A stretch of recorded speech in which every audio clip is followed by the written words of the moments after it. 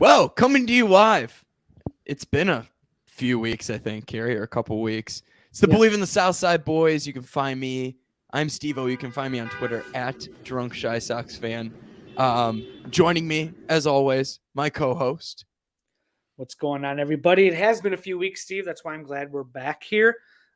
It's your boy, Carrie. You can find me on Twitter at That Baseball Fan, and very, very excited for who we got on the show this week, man. Oh, yes. Yes.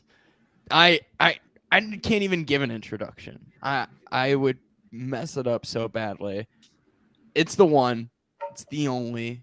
It's CHGO's Chicago White Sox podcast co-host, Herb Lawrence. Herb, welcome to the Believe in the Southside. Thanks for having me on, guys. Thank you, Steve-O. Thank you, Carrie. It's an enjoyable time with you guys. I always love talking to you guys at the ballpark whenever I get to see you. But now to have you on have me on your show, and that's an honor. I appreciate it. Hell yeah. I mean, we've both been on CHGO, so this is the least we could do. I know we were trying to coordinate getting Sean on as well, and hopefully we can do that someday, just him or all four of us together. But, we had to pay you back in some way, and you're doing us a favor more than, anything by coming on to this show. And we were both honored guests on CHGO. I got to do it with Sean. Carrie got to do it with you.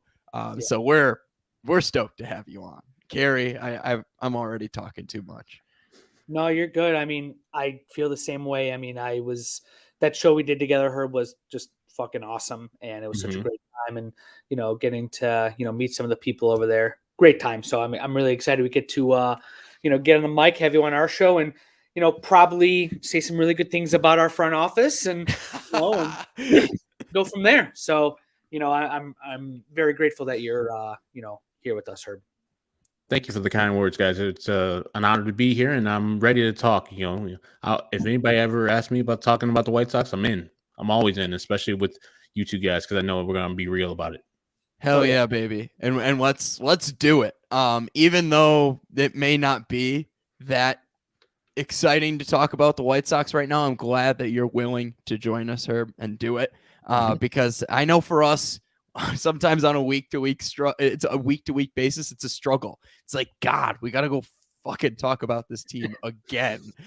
So it's just really nice to have somebody else on. And I love Carrie dearly, but getting a fresh perspective is going to be great.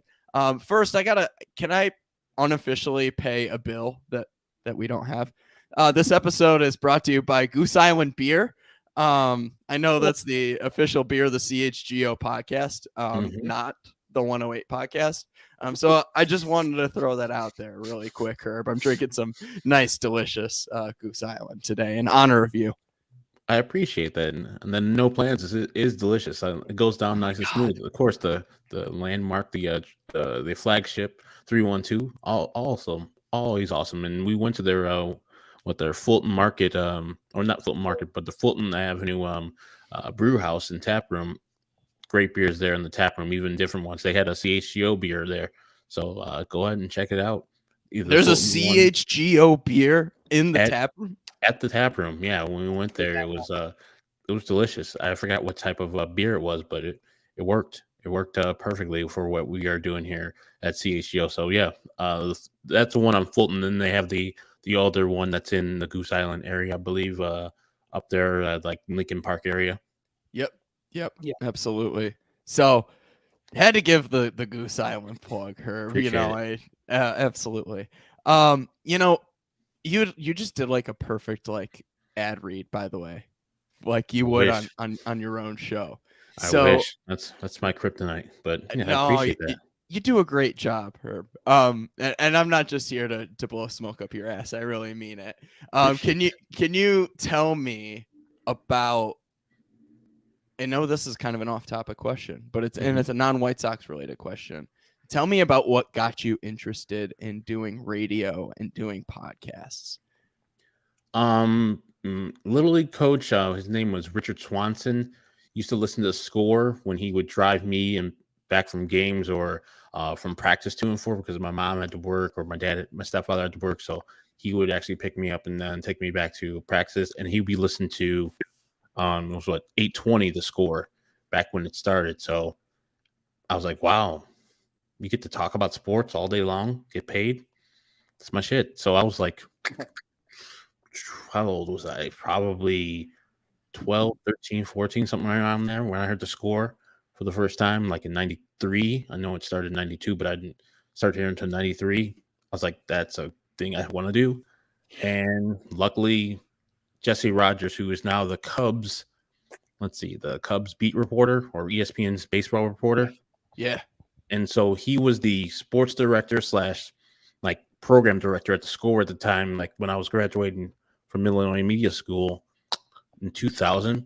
And I was looking for an internship, and he gave me an actual part-time job because I didn't have enough hours left. Like I was only had 2 more months of school left. And so their internship program was 3 months at the time, unpaid, of course. But he was like, I can pay you as a part-time producer. I forgot, it was like $65 a shift to do Illinois football and Illinois basketball board hopping. So that's my first job. Okay. Is that how you became an Illini fan? Because I know you are not a graduate of the University of Illinois. No, it's a different, terrible story. Same year that happened with the White Sox, as I always tell me. I'm going to find that 12, 11-year-old boy and beat his ass for making me a White Sox and Illini fan. And I pretty much was a free agent. My parents didn't like baseball. They liked basketball, so we're Bulls fans. But we didn't have a rooting interest in baseball, so I get that choice. I got to make my choice of should I go to the Cubs or the White Sox. I had never been to a White Sox game until like 95. It was my first White Sox game. But I chose in 90, but I couldn't afford the new stadium prices at the time. So I didn't go until after the strike. But I chose the White Sox because the new uniforms, hip hop was real into White Sox SOX hat. So I was like, if it's cool and it's also kind of counterculture because everybody in Chicago is a Cub fan, or where I was at in Wheaton, they're Cub fans for the most part, a few Sox fans in there. So I was like, let me go to the other side. Let me go to the team that is up and coming, looks nice, and it's on the south side. So I chose White Sox, and the Illini were kind of popping at that time in 90 after the Final Four the year before. And so I went with the Illini instead of like Notre Dame or Northwestern or anything like that. Yeah. Thank God it wasn't Notre Dame. It's Patrick Nolan's team. I can't take that away from him. Oh, no, that's right. That's right. Also Steve's team, so I have for football. Anyway, unfortunately, there's a long, useless story behind that. So, Herb, so you liked the Illini in 90, so was that pretty much the Kendall Gill era for Illini? Or was that a little bit before then? Or it was like, let's see. The 90 I started, it was probably 90, 91 season. So I think Deion Thomas, Andy Kaufman, TJ Wheeler, those kind of people. Then subsequently Keelan Garris and other people. Yeah. It's that 2005 team that hooked me, and my whole family went there. So D. Brown, Luther Head, Roger Powell, James Augustine. That's how I became like a Illini fan. But then when I went to SIU, I unfortunately just kind of have to be a fan of them, and they don't do shit. So they had a nice run. I don't know if you were a fan while they were having a good run with Bruce Weber and Chris. I forgot the other coach's name. It was they had Matt Painter actually first. Then they had Bruce Weber, and then shitty Chris Lowry. So I was there for the Lowry years when they didn't make anything. So I got there in 09, and they just stopped with everything in 07. So I wasn't able to do anything. Damn. Yeah, no. Yeah. So amazing. I love it. Yeah, I mean, I'm a D3 legend here, so it's all good. It is what it is. So actually, Herb, your hometown college was our big college rival. Were you North Central? Where you go? North Park. North Park, yeah. Yeah. Northwest side of Chicago. So I visited that school in like the fall of 95 because they Division III football. I was in that realm. I ended up going to Carroll College, which is now Carroll University. Oh, okay. I didn't play football there at all. I went to one practice, like kind of tweaked my hamstring, and I was like, I'm good. I don't need to do this ever again. I'm already in school. They're not going to kick me out. I'm not on scholarship because we don't have scholarships in Division III. So I'm chilling here. But yeah, North Park, their campus is beautiful. But they're like, we suck at football, but look at our basketball trophies. We're good at basketball. I'm like, I'm not here for basketball. Right. Yeah, no, they had 89 straight conference losses, and they broke that streak my freshman year of college. 89 straight. Imagine losing 89 straight conference games. It kind of sounds like the White Sox in the AL Central, to be honest with you. They are in the CCIW, which is the toughest conference. I mean, you got the Wheaton Thunder, you got the North Central team that's winning national championships, and it's tough everywhere you go. So 89 is a little extreme, but it's not out of the realm of possibility, especially when I people like myself who are Division 3 prototypes say, no, I'm not going to North Park unless they're the only team giving me a chance here. That's kind of why they're not building anything up there in North Park, because the campus is beautiful. Football fields are all right, but you're in Chicago, in the north side of Chicago on Foster Avenue. It's all good. Yep.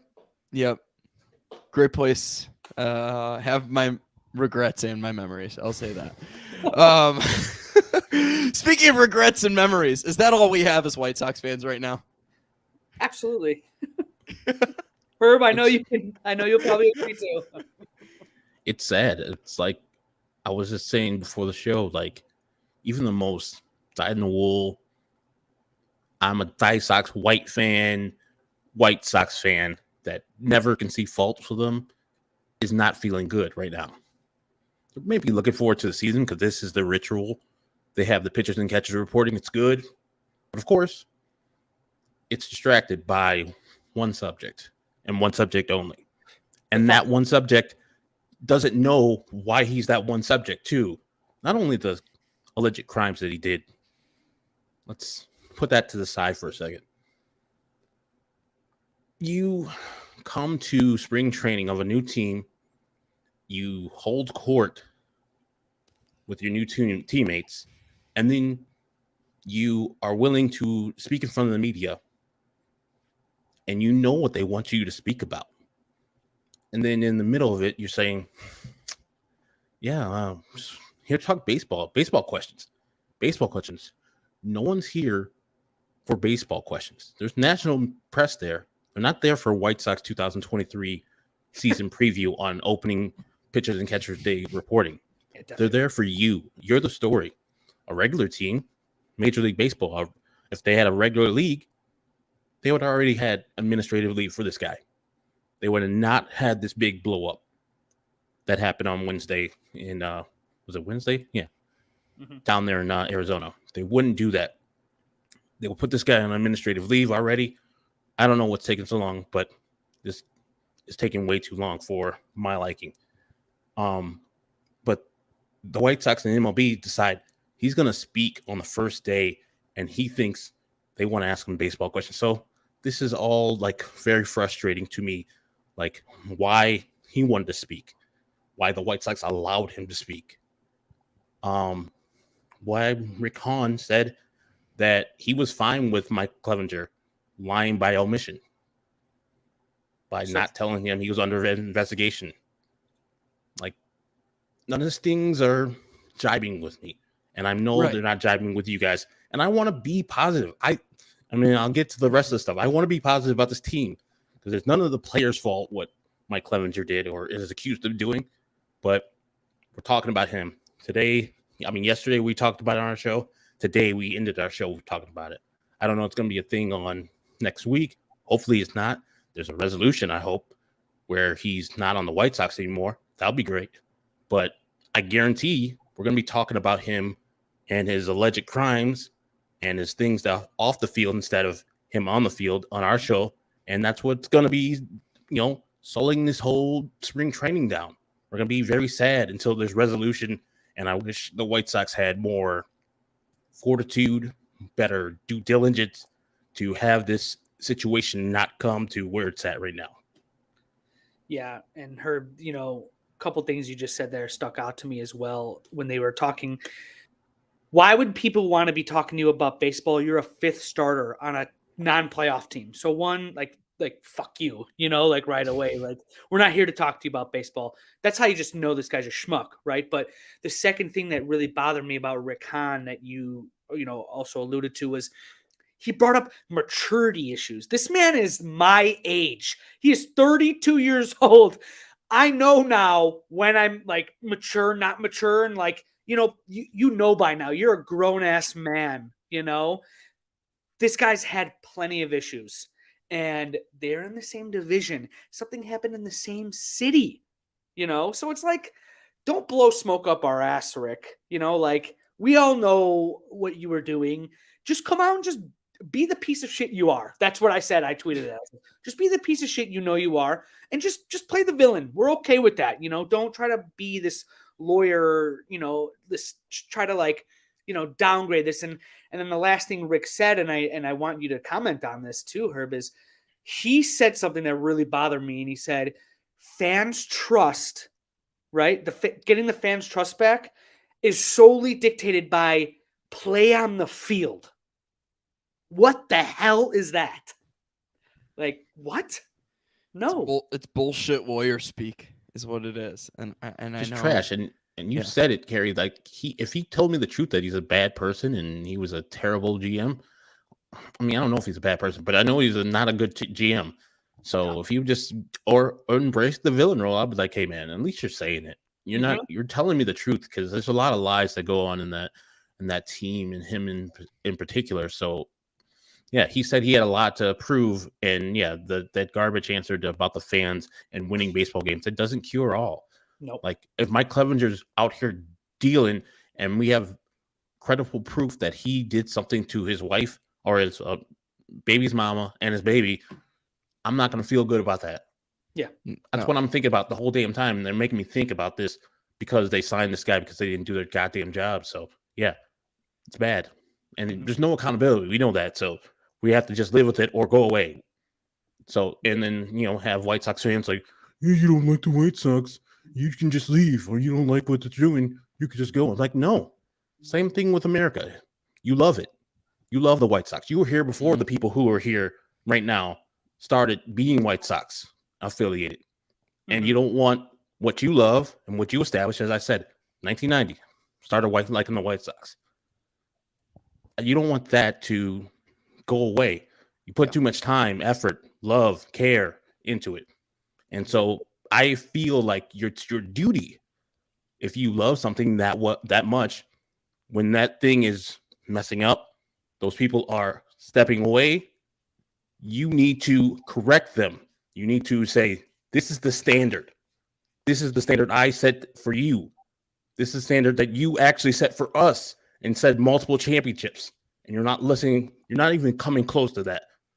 We're not competing for multiple championships. So I need to have the standard established and never waiting, but never say, hey, they're doing fine for what they are. They're a low spending team. No, it was a championship. Competing for multiple championships was the edict, and we believed you. We gave you that, Rick Hahn. We gave it to you. You didn't deserve it at the time. You didn't do anything to deserve it in the 4 years you were on the job before that. So we gave it to you because we believed. We had faith, and you did good moves. You did good stuff, but you didn't finish it. You haven't finished it. So I hold them to that standard. And so I can criticize them because I love them, and I love the team, and I love how we can all go to the game. And people I don't know, like Gabe, Billy Wires, I met through this. I've seen Beer Garden Jim on Twitter. All these people. You too. I've met you through this team, and they're good people. White Sox fans are good people. And so all I feel is like we're all so angry at this thing, and we're going through a whole thing in 2022. It's like we know our manager's shitty. We know our team's shitty. We know our organization's shitty, but we're still here. We're going to be still here.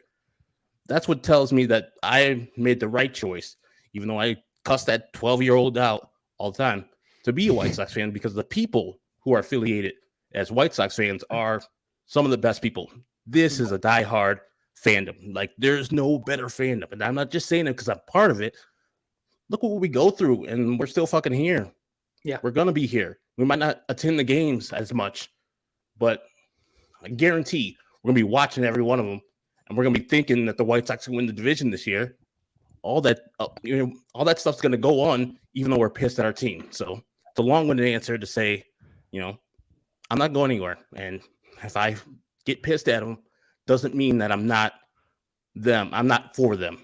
I want them to win. It makes my job better. It makes my life better. Yeah. So Yeah. that's I what can't I gotta say. I can't tell if that was an inspirational speech, Herb, It was both. That was or amazing. if that was like a cry for help. But it's probably true. both. Herb, you brought up something, the integrity of this ball club, right? Like, and the integrity of this front office. There is none, right? I mean, like, you have a guy like Jerry Reinsdorf who refuses to hire someone like an AJ Hinch because he cheated. Yeah, it was very messed up that they cheated. But then you go and hire Tony La Russa after you knew what he did, and then you have a Mike Clevenger. Like, don't talk to us about integrity or morals when you clearly have none, right? So, yeah. I and that's what bothers me, is because I love this team so much, like you said, right? I mean, like, I grew up in Buffalo Grove with all Cub fans around me, as the only Sox fan, so I learned to love them even more because of that.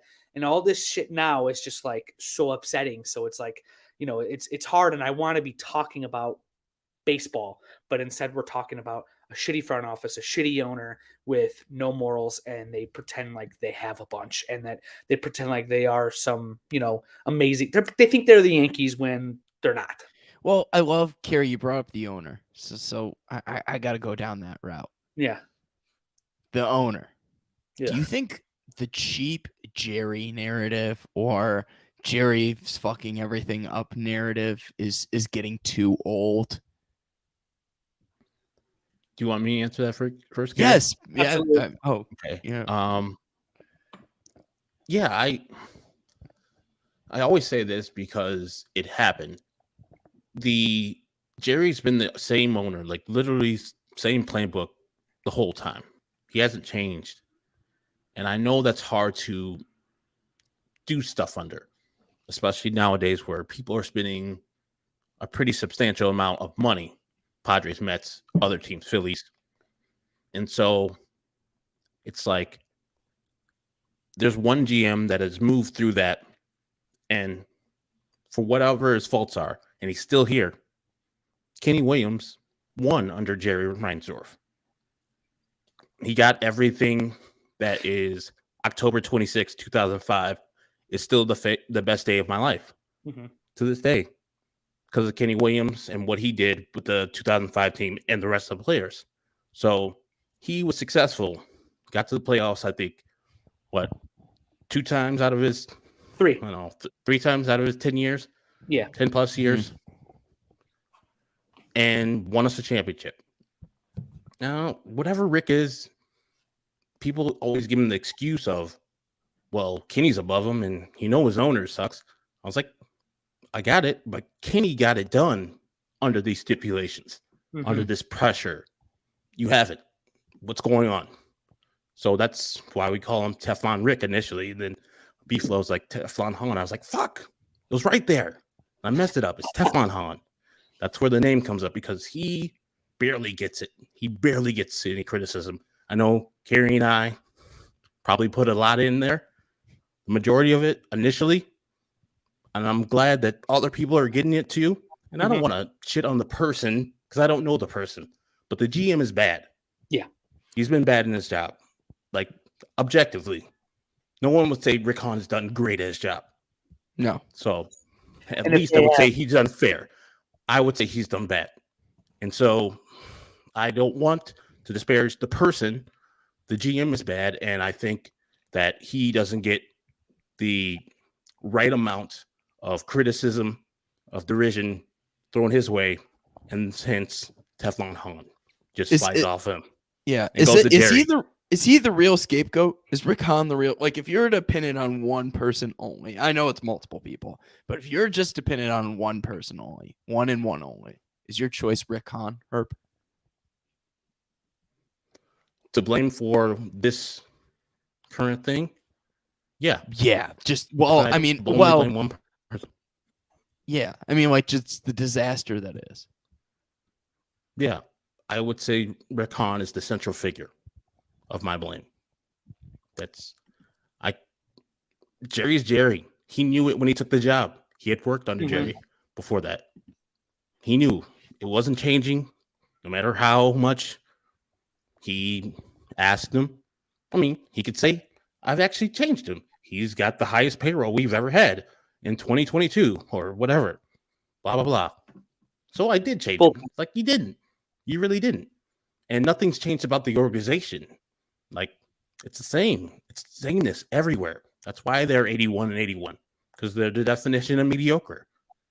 And that's maybe what Jerry wants, as we heard with the David Sampson quote. And you could take his opinion with a grain of salt. And, you know, I don't know if you believe him. He said it. I mean, that's what David Sampson said about Jerry Reinsdorf. He's been the same, but Rick Hahn has to operate under those parameters. It might be tough, but we see teams that with fewer payroll do better. Tampa Bay Rays every year. Make a really Cleveland Guardians right in our goddamn division every Amazing year. Yeah. Every year. So there's no excuses. Let's go. He needs to step his game up. And I don't think, you know, Rick Hahn did himself any favors by talking about parades, talking about how money's going to be spent, right? Yep. And just the way he treated fans in that Q&A he did with NBC guys when he was asking people their Twitter accounts and stuff like that. He's done himself no favors. So that's why I don't think he gets any more of the benefit of the doubt either, because like you've royally screwed up in every aspect. Like you couldn't get the top pitcher in Wheeler. You couldn't get Machado. Like you knew what these guys wanted. Wheeler hurts not as much because I heard they actually outbid for them for Wheeler, but like you knew what Manny Machado wanted, and I hate to keep on harping on him, but like that's where I think stuff kind of like took a downfall, because you're like, shit, we were trying to get this guy that was going to be the face of the franchise, and we fucked around and we found out. So that's what happened. So he didn't get it done. Plain and simple. Yeah. Woof. That's a note to think about right there. Yeah. Let's talk about the White Sox and this division that they're in. You know, Zips and Pacoda are the two big projections that have come out so far. And they both have the White Sox as a losing team. Herb, you think that's true? Are they an under 81 win team this year? On one hand, you could say, yeah, of course they are. They lost their best player, replaced with a decent player, but not the player, didn't make up for the player. They lost a pretty good pitcher. Thought they replaced the pitcher, but maybe not. Even if they did replace the actual position, is he going to pitch to that level that Johnny Cueto did? And I'm talking about Mike Clevenger. And, you know, my heart of hearts, he's going to pitch for the White Sox. Like, I don't want him to. He's going to pitch. I didn't think he was going to make spring training. But he's going to pitch for the White Sox. And it's going to be disgusting.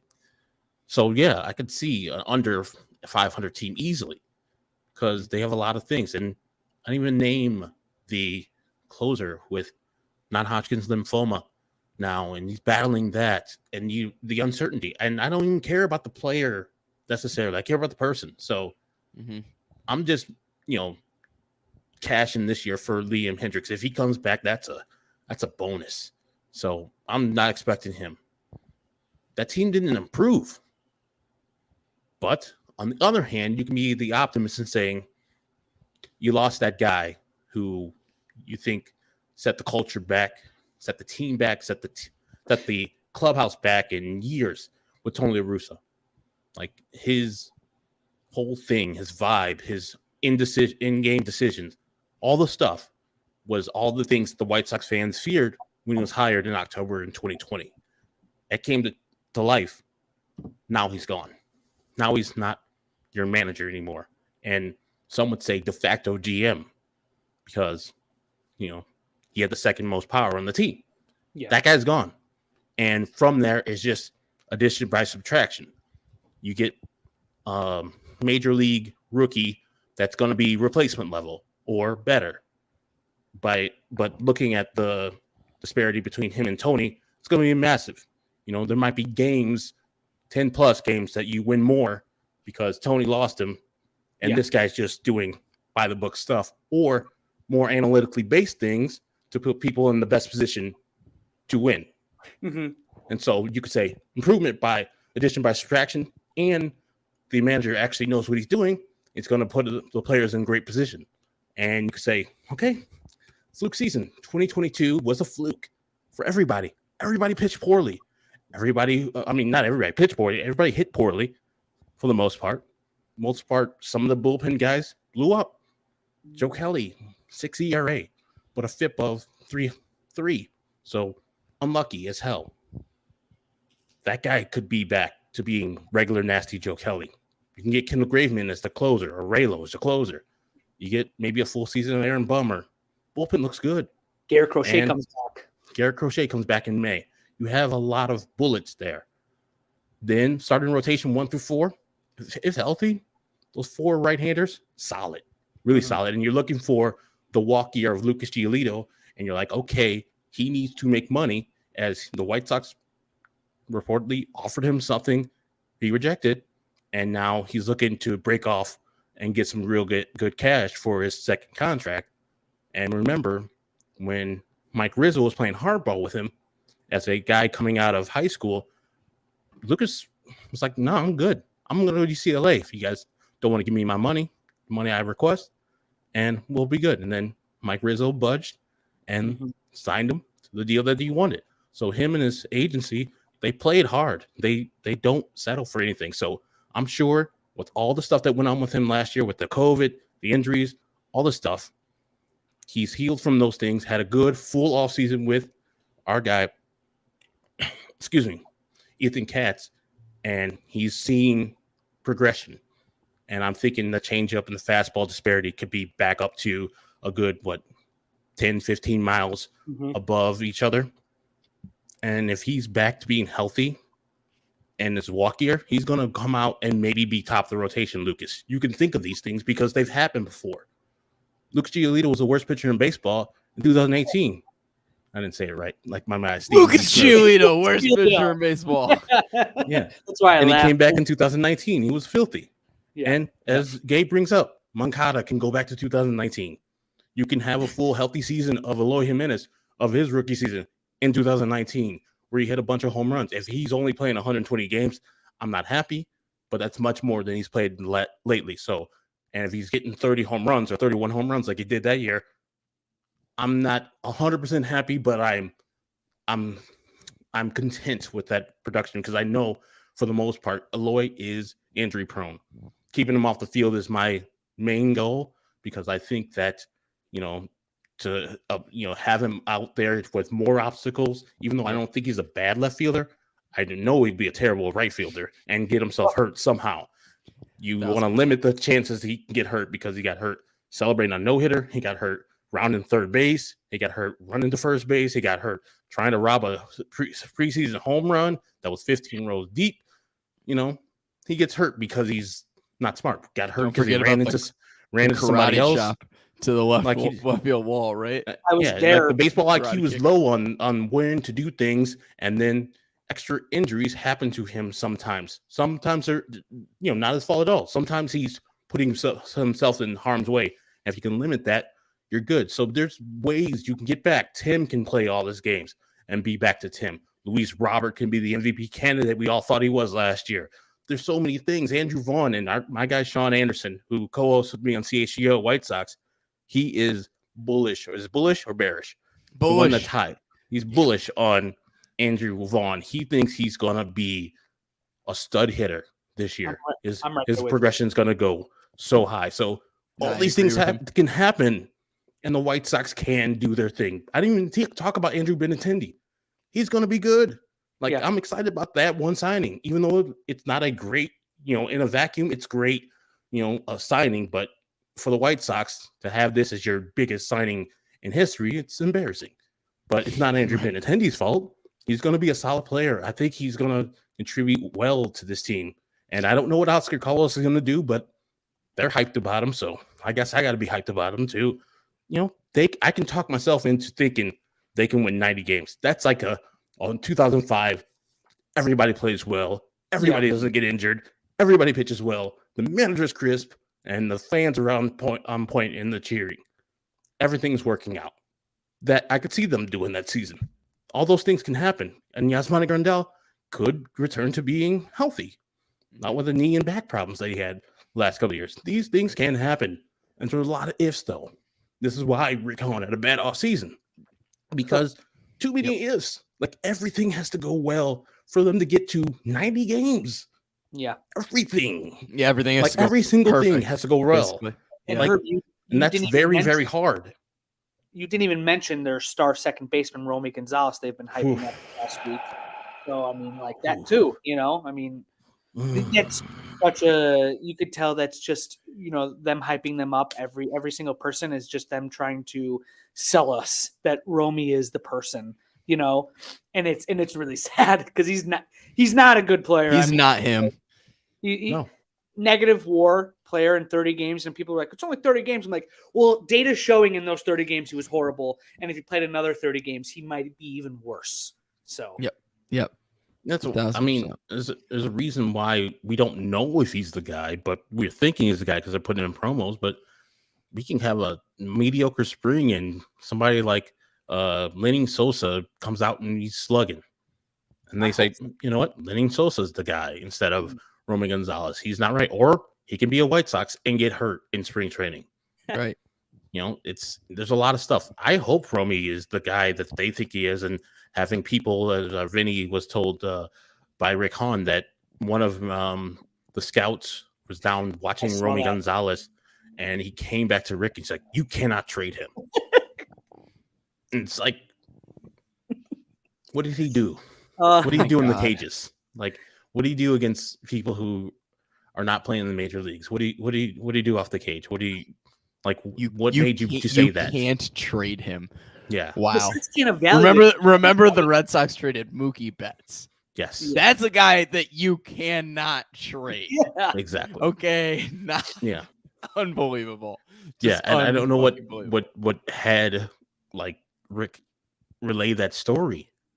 Like, that's setting Romy Gonzalez up for having the best year of all time as a second baseman, like having a ass-kickingly great second base season, or just, you know, having decent numbers like he would have in any old season and being a disappointment, because you're sharing the story. You're saying that this motherfucker is going to be the shit, because if I can't trade him, that means he's just out here and he's going to do our team much better being on the club and then trading him away. That's what I'm getting. So that's not a good story to just share with your team about somebody who you're not 100% on. No. Somebody tell me, is Romy Gonzalez good at baseball, like Major League Baseball at second base? Do you think he could carry a season where you're not disappointed him? Then I'm signing up. I'm not against the guy, but I don't know. No one knows. And to tell that story, it's just like, oh God, it's a lot of pressure on the kid. And you already got a rookie in right field. That's a lot of pressure on him too. That's what I'm saying. Like, there's so many ifs already with the veterans. Then you're gonna rely on two more big ifs with Colas, who is a top 100 prospect. So it's like, okay, maybe there's a little less risk, and you know he's a little older. He might be okay, but like second base, there's just a big question mark, and it's very sad. And it's like, you know, for me, I tweeted, I was like, this is just going to be the White Sox hyping up a player, just like this has happened before with many guys, and then they get sent down by like June, and then they don't say anything about it. You know, that's what it's going to be, and then scrambling for a second baseman at the deadline. So, I'm just glad they haven't picked up any former Philly prospect, like Nick Williams or Adam Purple Hazley. Is Mickey Moniak available somewhere? Honestly. No, I just can't.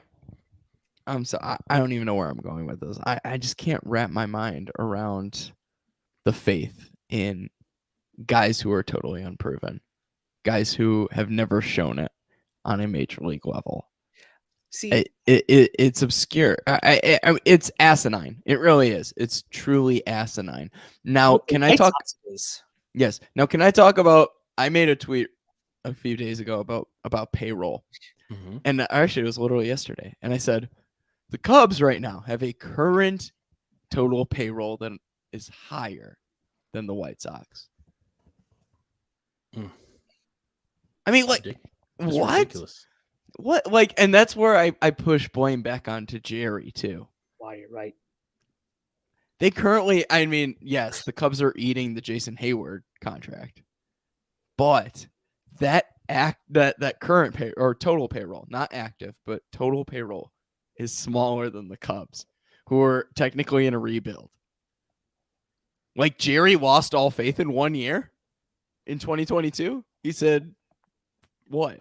He lost money. That's what it was. So he's got to recoup that It's by not crazy." spending it. Probably. Yeah, I'm Yeah. looking at it now. The fact that the Angels have spent more and the Rangers, like the Giants, teams that are not really like competing like That makes what? The White Sox the 13th or 14th ranked team? the 13th. So The 13th right ranked team. around average, which is what this franchise is. Right, average. In a window?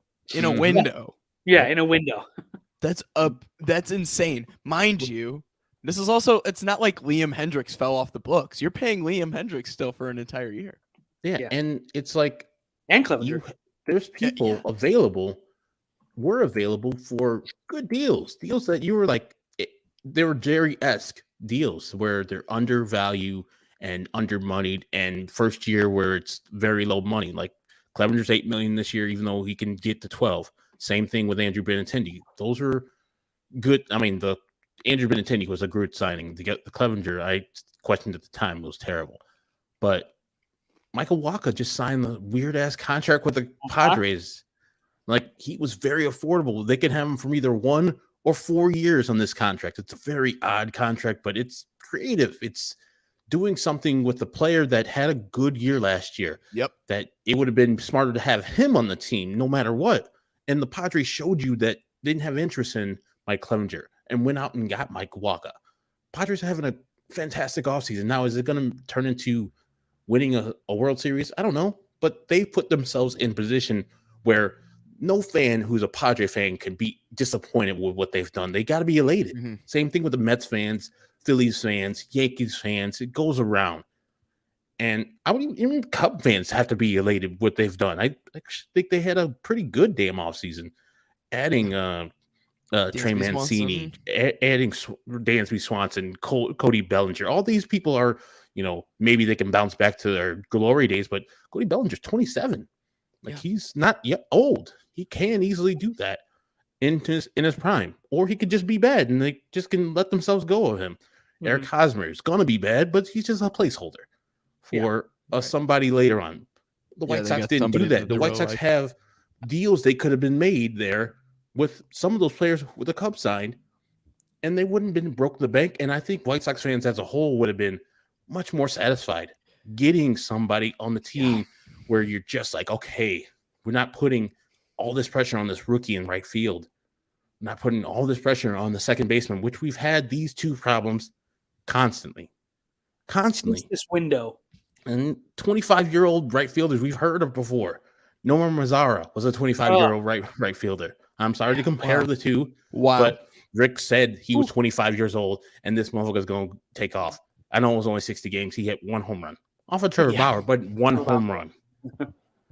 That's it. And so, we've had many problems with this team. And I think, Jerry is a problem, but Rick is the problem, and Kenny's the problem for not convincing him to spend money, to not showing him the way to get to the next level. And I know if he might probably be dissuaded from them because of how the last couple of years turned out, but that was your fault too, Jerry. You hired that Tony La Russa dude, and that dude more messed up this whole thing than those two. But give them some, they got to have some negotiation skills as a lawyer, Rick Hahn is, to have Jerry realize that spending money is the way of life now. And if you're not in it to spend money, then we would need more money for developmental. We need more coaching staffs. We need more analytical department type of thing. You need to go either or a combination of both in a perfect world, but they didn't do either. A couple more analytic people, but it's not like it's going to turn into pay dirt later on. We got 2 people, maybe 3 people in the top 100 prospects. Colston Montgomery sounds like a champion. Sounds like he's going to be a stud. I don't know about Oscar Colas. Some people love him. Some people don't even have him in the top 100 as a 25-year-old guy who spent time in Cuba and Japan and then 1 year in America. Some people don't like him. Chase rate, the strikeout percentage over 20%, and the walk rate lower than 6. Some people don't like him. I can understand that. And then some people have Ramos in their top 100 too. So it's not fruitful down there in the minor leagues, and they've been there for at least 10 seasons now. What's happening, Rick Hahn? Why are you doing this? Why is this not better? If we're going to be a team that does spend a lot of money, we better be a team that develops like a motherfucker. And we're not either the two. So we're in baseball purgatory, 81 and 81. Yep. So that your prediction for next year, if I can ask you, 81. Like I'm just going to be positive and say everything is going to work out for the White Sox 100%. Like they're going to have some setbacks and everything's going to work out. I'm going to go with positivity and say they're going to win 86 games. Yep. Okay. That's so where you I'm take at. the Vegas over. Yes. Because I think last time I saw the Vegas, it was 85.5. Was it 85 or 83? Or no, is it down to 83 now? I think I saw something 83, but I don't know. Wow. Ooh, it's lowering. So, what do you guys think? Steve? 84 wins. More optimism than me, yeah. 84 wins. I just think that there's no way that this entire team is as bad as they were last year.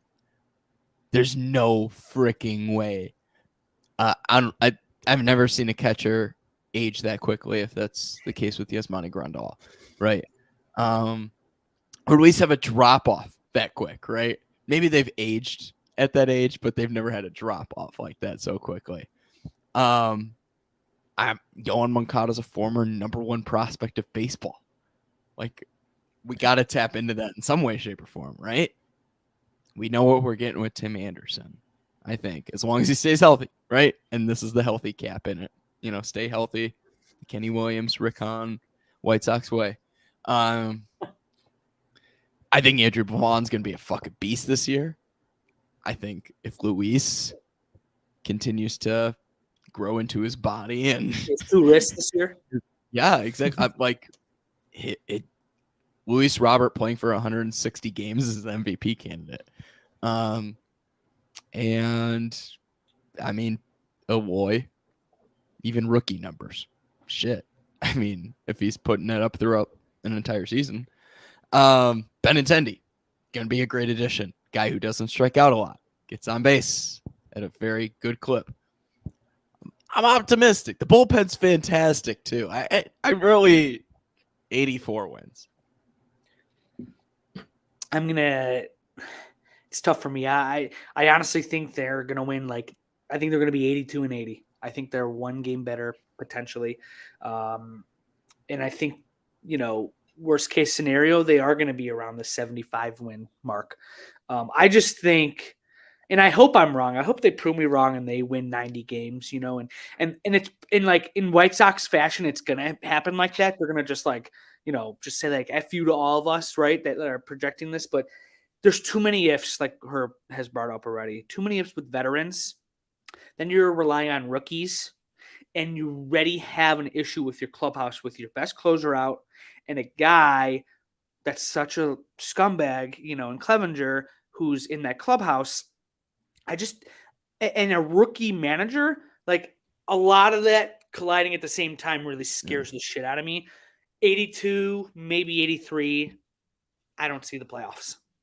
Don't see the playoffs. So Herb, any chance are you saying they're a division winner with that number, or are they a wild card team?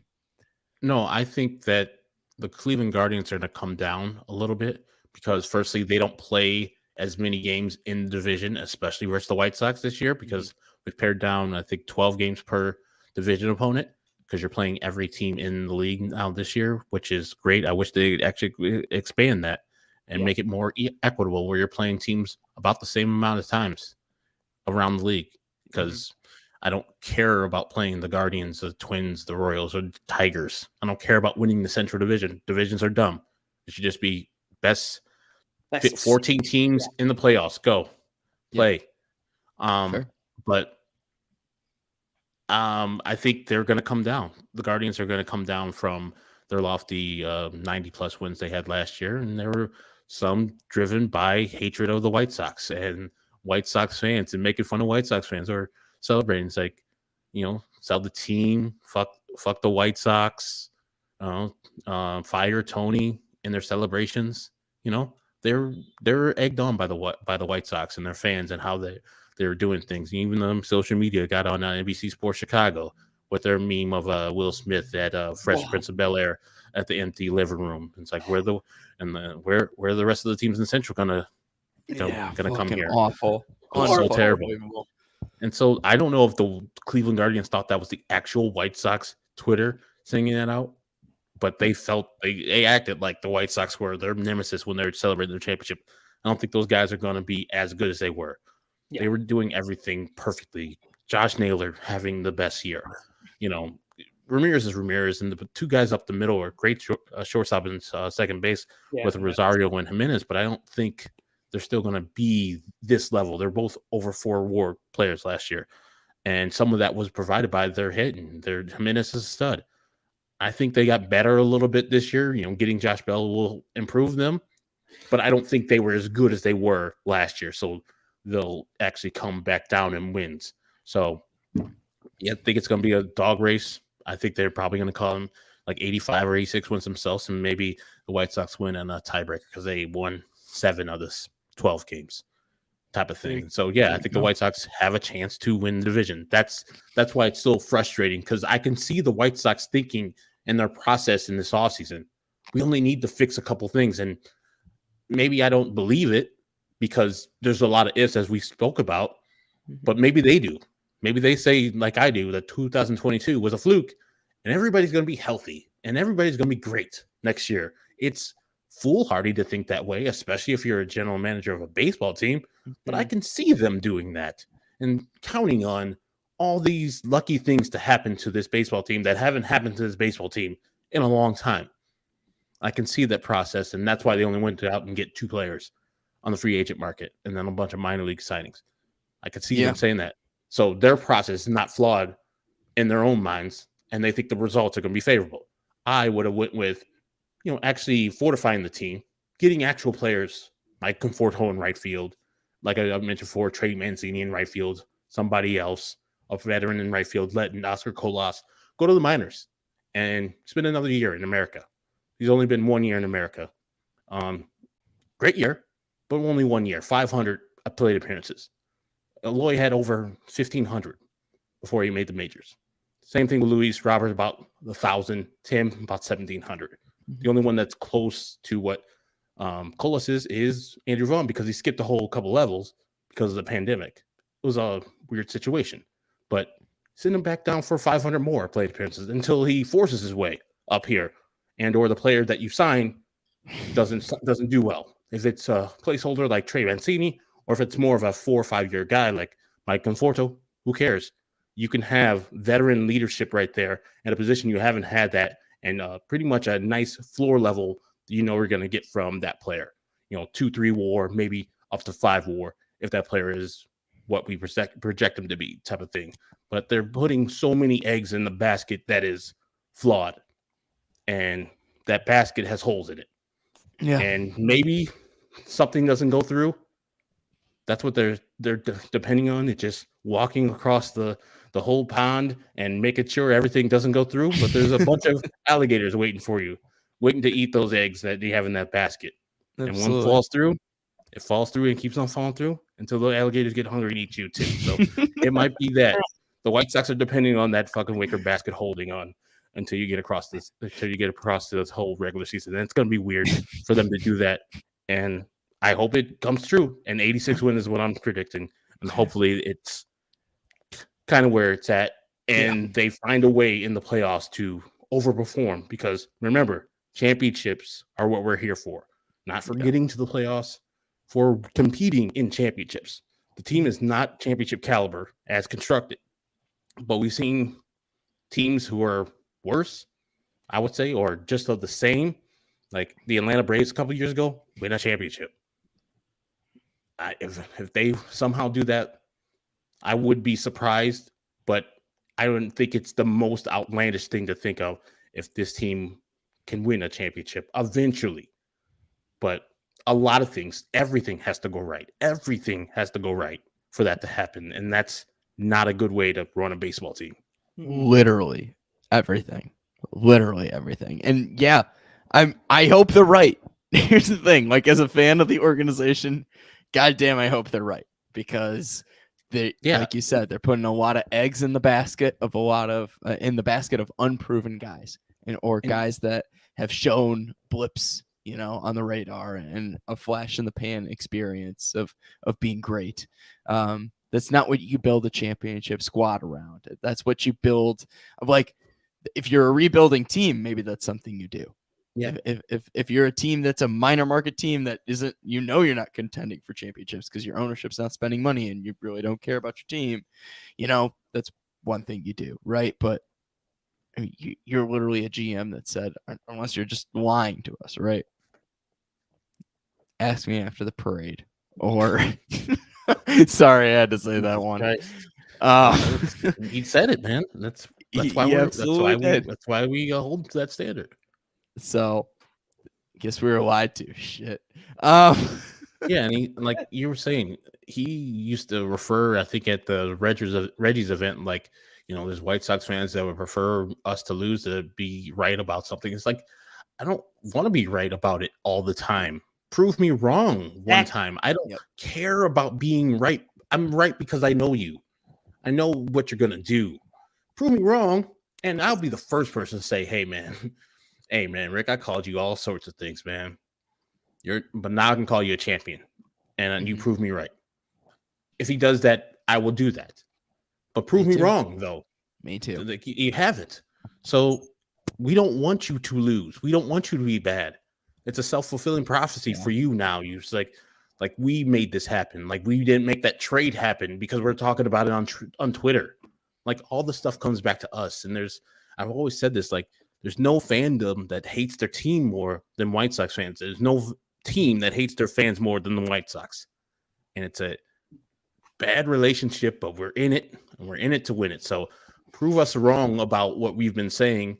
I know Kerry's been saying for years, like, he doesn't want to be talking about Rick Hahn. I don't want to be talking about Rick Hahn. I want to be talking about this goddamn team disappointing us all the time. Please just become, I don't know what we can become, and we'll be happy.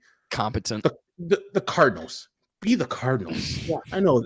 I'm not the atmosphere, but be of them. How they compete all the time. And they never give up. And they don't necessarily sign big-time players. They just go and acquire them via trade, like Nolan Arenado or Paul Goldschmidt. Yep. I don't want the culture. I want the winning. I want that. Be that. And if the White Sox were the Cardinals and that type of atmosphere of winning every once in a while and competing, be a White Sox fan, we would meld into the Cardinals fans. We would be those people. We would be the baseball police all of a sudden. Like, we would be so goddamn nice. Oh my God. And you could not talk about White Sox baseball like we do, because White Sox fans would murder you, because we were winning so much. We believe in the culture. We would fight for it. And that's why I feel like Cardinal fans are like, you can't talk about our baseball team. We do things right. We compete every time. I don't like the people necessarily because they think they're better than everybody. But hell, I would feel all better than everybody too if my baseball team was doing shit the right way. Put those in quotes. For sure. Or just act like a major market team in a major market city, But, that's give me one or the other. Give me one or the other. Give me something. Give me competency, or give me spending out your ass that you can't fuck up. Like, one or the other. I saw a great quote the other day about another Jerry team, the Bulls, which whole other failure. I think it was Cowley. Joe Cowley said, he's like, and once again, the mid-market Bulls don't make any moves, and they live in Chicago. It's just like so amazing because he's just totally dragging them for acting like they're a small market team when they're in Chicago, and Bulls fans go to the games blind. Mm-hmm. They go. It's people go. It's not like our baseball teams. They go. So it's like unbelievable. Going to a Bulls game is like going to Wrigley. Like, it's one of those things. Like, you're in Chicago in the winter, you go. Like, you have the money to go, you go. Like, 100%. That's why I'm so fed up with that organization. I don't even want to go there. I'm already upset. I don't even want to go there. The White Sox. It's more depression. Don't need to throw the Bulls in there, or the other team that plays at the UC. The fact that I have the most hope, Herb, of all of your Chicago sports teams that you love, who do you have the most hope in? the Bears Yeah, by same. far. It's Yeah. insane. Oh, I After feel they great about the just had the Bears. worst record in the NFL. And Oh, I know man, they were trying to do bad. we got but- that dude. Yeah, we do. And they're Having that dude, and we got the other terrible GM to thank for it. Appreciate you moving up, kid, but you couldn't stay. Peace, deuces. Yeah, I love that. Mm-hmm. So that's crazy that I have hope in a team that just went 3-14. But that happens. Yeah, Look I at the guess Bengals. so. Bengals got Jamar Chase and everything Yeah, changed, and they went from like worst to best. So things can happen. We'll see if Poles can do it. Yeah, and don't I if think you're out the there right- thinking that all these Jason Lockon Flora and what's the analyst alongside Mel Kiper, whatever his name is, McShay.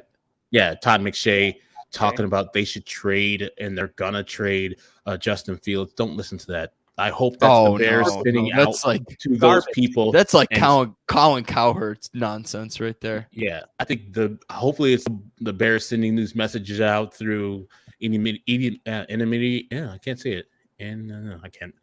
Through other people to leak anonymity. I was trying to say like to the intermediaries. That's what I was trying to say. Intermediaries. To leak the story out and have it, more more appealing to have that trade, have a trade up from Houston or the Colts to entice them to move up because hey, maybe we're taking CJ Stroud, maybe we're taking we're taking Jalen Carter, but we want to move down type of thing. That makes it more appealing if you're going to be trading Justin Fields. Yeah. And I know that they need to have that word out there, and I hope that they're pushing that. But telling Justin in the private, hey man, he ain't going to goddamn place. Yeah, you're our dude. You're the dude. We ain't picking no shorter version of you that ain't proven here. Bryce Young ain't you. No, you're you, and you're him. Exactly. So you're going to be our guy, and we're going to make these messages. Don't listen, because we're having you, and we're trading all these picks down and getting all the picks from everybody. I think the Texans, we're getting the Colts pick, and we're going to be trading for some wide receivers. Hope so. Fingers crossed. Getting great next year. Seriously, I'm not going to wonder. Like the Bears make you feel good. It's a good story. I think they're going to be maybe not compete next year for the division, but who knows? Kirk Cousins sucks. Aaron Rodgers can be gone, his crazy ass. And the Lions, I think, was a flash in pan. I don't think a knee biting dude is going to win that much, even though that story is very inspiring. Knee biting dude? Was a kneecap biting dude, Dan Campbell. So, yeah. You never heard about that, Steve? No. No, when he first got hired, he said you're going to be biting some kneecaps off. Mm-hmm. Yeah. And he was hokey coach speak, and the Detroit Lions and their fans have eaten it up and, done pretty well. Jared Goff had a pretty decent year. Amon St. Brown was much better than his bum-ass brother, Equimanius. Oh, yes. So, I know that. So. And I don't think that's going to be all good next year. So, yeah, maybe the Bears can compete, but I wouldn't be expecting, Super Bowl or something like that. No. I would be expecting, they were in most of these games. Now they just need a better line on both offense, defense, and then help on the outside for Justin Fields, and we're here. Best case is I hope they're the Jags next year. That's what I'm saying. Oh, man. I think that's their peak. I think that's fine. That's fine. That's the best they're getting. In the playoffs, and then you just go from there. If everything goes right. Herb, we usually do half an hour shows. Okay. This is an hour long. So thank you for sticking on with us and talking White Sox and other Chicago sports bullshit. We really appreciate you, man. Yeah, no problem. I'm sorry for talking so long. That's my old Locked On days. And shout out to my guy Nick Narowski, who's doing a good job on Locked On White Sox right now. Yes, he is. Doing a show by yourself, friends. And especially this team. Hell no. Like doing two people is really hard. I don't know how you guys do it. Like I have two other people I can lean on, so it's hard, but I'm talking White Sox, so it's not hard. I'm not taking ditches. Absolutely. And I'll be honest with you, often weeks it's the comment section that carries us. So we're very grateful for the people that join us and talk White Sox baseball or literal other BS. White Sox fans are the best. Yeah, honestly, because some good people in there too. I mean, of course, we have our bad apples, but for the most part, I've met White Sox fans are pretty good people and good people to talk to, and good people like yourselves. Like talking to you guys and like meeting you at the ballpark and have an enjoyable time. Absolutely. Well, I don't know when you're getting out to games this year, Herb, but let us know, please. I'll probably be in still be at the Pittsburgh ballpark again. a ton. Oh, you're I going to know Pittsburgh again this We year. are going early in the season. Me, Tanny, and I don't know if my guy BMAC is going. Maybe Shane will be Okay. going to Pittsburgh in that early series in April. Real cold, but I love that ballpark. And anytime I get a chance, Tanny's like, "You want to go to Pittsburgh?" I was like, "Stop!" It's like, "Say no more, say less," as the kids say. When I saw I was you like, last Pittsburgh. time around in Pittsburgh, that was the best, man. Oh, it was a Pittsburgh great was night. so much that first night there. whole Because vibe it was was only great. 2 games. Mhm. That first Right. night after the night the Sox blew it. That was a fun night out afterwards. Yeah, it was. So very grateful for all the memories that we have together, Herb, and thank you for just being willing to give us your time and just come join us. We really, really love that you took the time out of your day to do this with us. No problem. Thank you. Anytime, guys. I'm serious. Anytime you guys want me on, I'll be there for you. We appreciate you, Herb. Thank you so much. Well, it's been another episode of Believe in the South Side. Really 2 episodes jammed into one, right, Carrie? Love it. I love it. If there's someone we're gonna go over with, it's gonna be Herb. So 1,000%. 1,000%. We have peaked here as a podcast. Have a good night, everybody. We'll see you around.